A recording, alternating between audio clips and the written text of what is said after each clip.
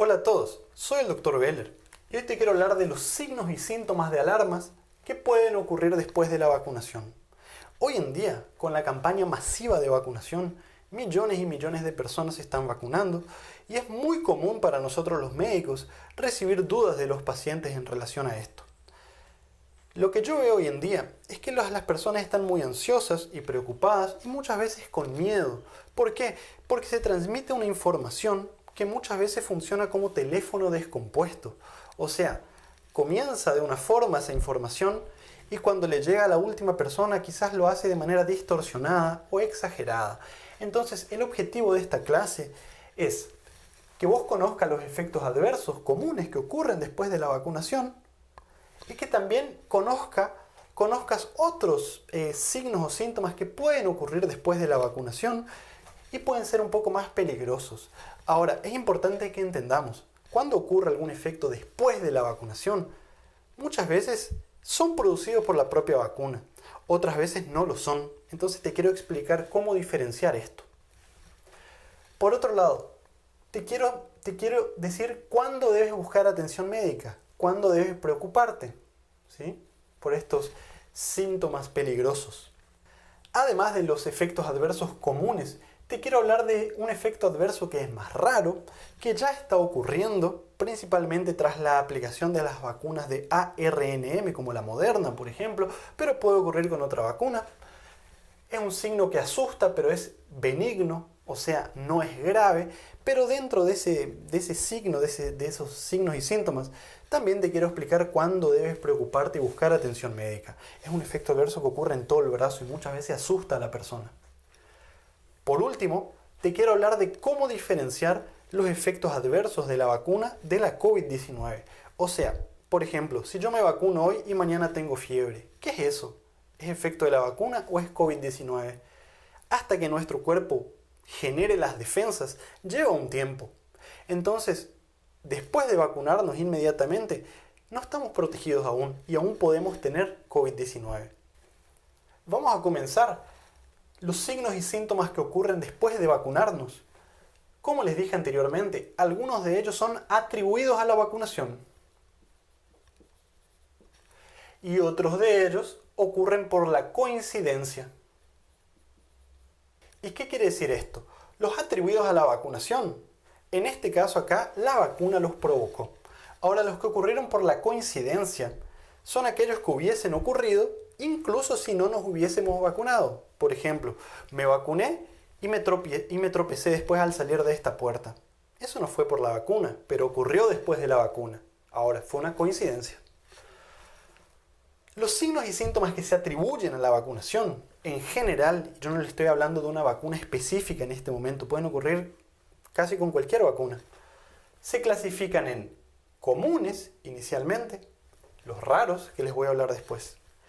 Dentro de los comunes, a la vez, podemos subclasificar en locales y sistémicos. ¿Cuál es la diferencia?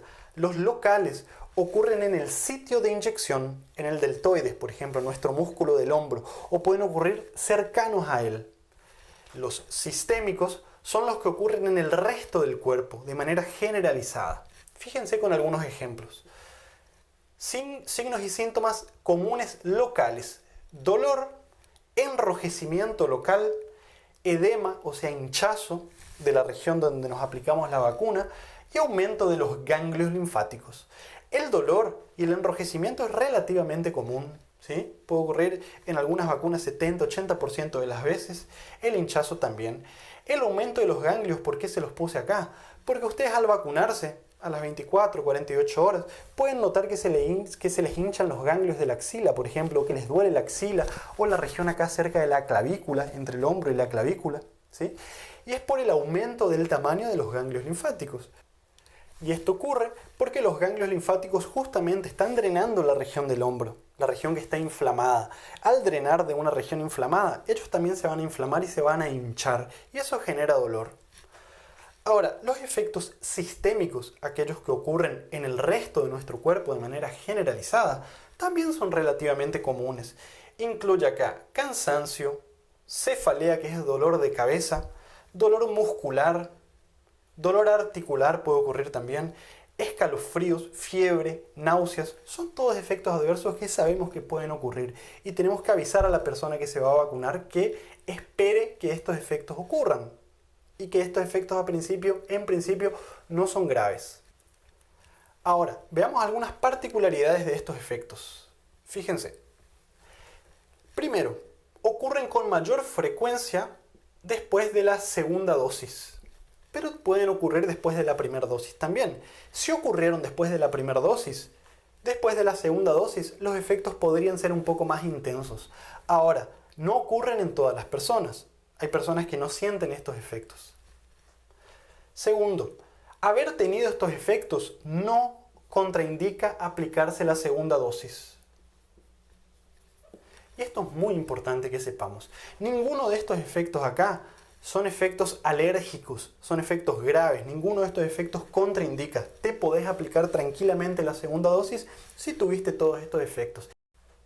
Si ustedes me preguntan, ¿qué significa? ¿Por qué ocurren? Bueno, cuando te aplicas una vacuna, cualquiera que sea, se espera que tu organismo reaccione de alguna forma, genere defensas, el sistema inmunológico se ponga en marcha.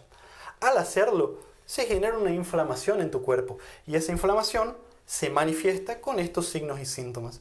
Entonces quédate tranquilo, si tuviste estos signos y síntomas es porque tu cuerpo simplemente está generando las defensas, está fabricando tus anticuerpos.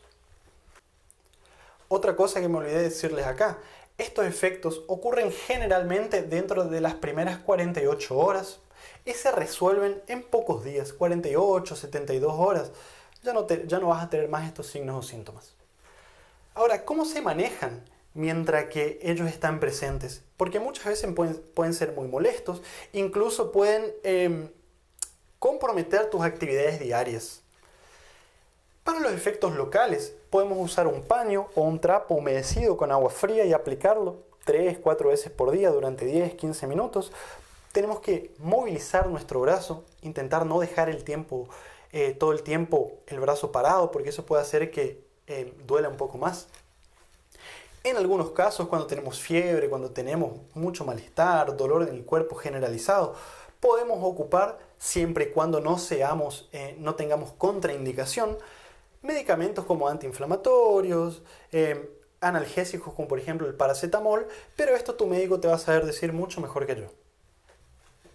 Ahora, es muy común que los pacientes, quizás por miedo a que aparezcan estos signos y síntomas, quieran tomar algún analgésico o algún antiinflamatorio antes de ponerse la vacuna, como una forma de prevenir que esto aparezca. Esto no está recomendado, no hay que hacerlo. ¿Por qué? Porque no sabemos el efecto que esto podría provocar en la vacunación, no sabemos si esto podría atenuar de alguna forma la respuesta inmunológica. Entonces, intenta evitarlo. Ahora, si vos estás haciendo uso de estas medicaciones de manera continua, o sea, crónicamente para tratar o para controlar alguna patología, en general no se recomienda suspenderlas. Bien, dentro de los efectos locales existe una reacción que es más rara, que es más marcante y que puede ocurrir en algunas personas. Se llama brazo de la COVID-19. Voy a borrar esto y te voy a contar a continuación de qué se trata. Fíjate qué interesante. Veamos entonces este efecto local raro llamado brazo de la COVID-19. Las personas que sufren de esto pueden llegar a asustarse. ¿Por qué? Por la magnitud, por el tamaño de esta reacción. Ahora, ya les quiero aclarar que no se considera una reacción severa. ¿Ah? Fíjense, ¿de qué se trata? Es una reacción cutánea tardía que ocurre por una reacción de hipersensibilidad retardada mediada por células T. Calma, ¿qué quiere decir esto? En palabras simples. Vamos a imaginar que esto que está acá es un brazo que se está aplicando la vacuna en el deltoides, en el hombro. Cuando nos aplicamos la vacuna, que sería un cuerpo extraño a nuestro organismo, es normal que se genere una respuesta inflamatoria, como les dije anteriormente. Esa respuesta inflamatoria también está mediada por estas células que están acá, que son los linfocitos T. En este caso son los linfocitos T killers, citotóxicos, que posteriormente van a ayudar a destruir a la célula infectada por el virus. Estos linfocitos T llegan a ese tejido acá cerca del sitio en donde se aplicó, en donde está ese material, y hacen que la inflamación en ese lugar empeore un poco. Estas células ocupan un espacio en ese lugar, entonces el brazo se comienza a hinchar. Además, la inflamación aumenta. Al aumentar la inflamación, los vasos sanguíneos acá, que les dibujé en rojo, comienzan también el líquido de los vasos sanguíneos comienza a salir hacia el espacio intersticial. Todo esto hace que haya una lesión o una reacción de características variables que puede ocurrir en el sitio de inoculación o también puede extenderse en el brazo, puede tener incluso más de 10 centímetros o puede ocurrir en sitios distantes al sitio de infección. Por ejemplo, se reportó, acá les voy a dibujar, ¿sí?